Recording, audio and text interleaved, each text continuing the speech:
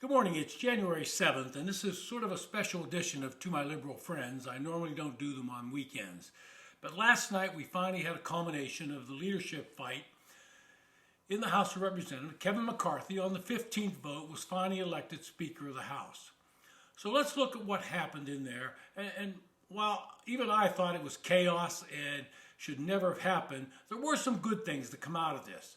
Some of the rules changes that I think are positive. First and foremost, no more omnibus bills where you have 4,000 pages and things are tucked in those bills with nobody has a chance to read and nobody has a chance to see what's really in the bill. To coin a phrase that Nancy Pelosi once said, we have to pass this thing to see what's in it. Well, that's not going to happen in this House of Representatives. The rule is going to be that all appropriations bills are standalone bills and they must be voted on. There are 13 appropriations bills, and it's going to be up to this House of Representatives to pass them individually. Now, the problem will be over in the Senate where they don't have the guts to do that either, and they like big omnibus bills where they can tuck all their little pork projects in.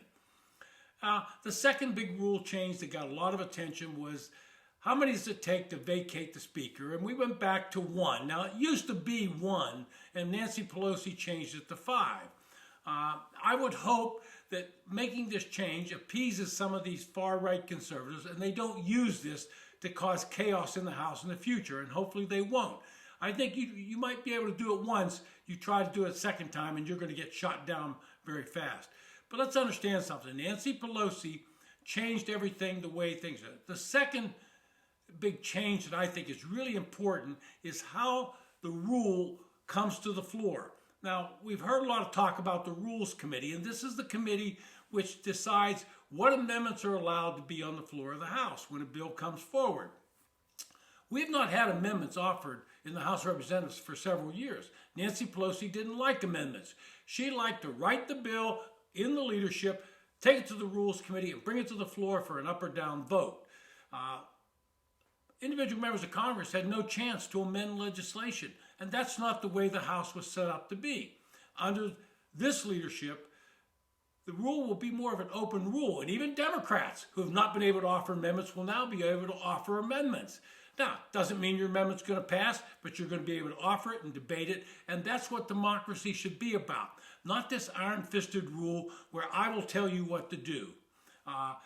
So those are some of the major changes that are going to be out there. Now, the inside baseball stuff is the Freedom Caucus wanted a couple of their people on the Rules Committee, and they wanted some other people on some key committees, and they're probably going to get some of that stuff. But that's all inside baseball and doesn't really affect the American public.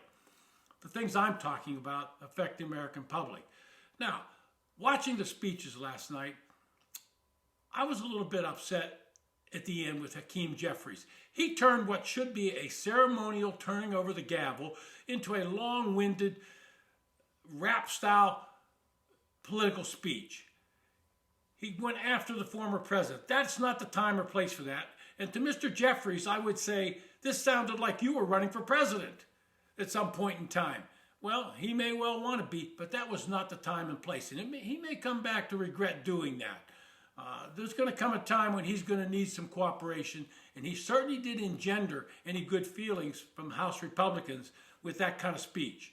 I thought Kevin McCarthy's speech was typical of what a new speaker does. He outlined what the Republican majority intends to do.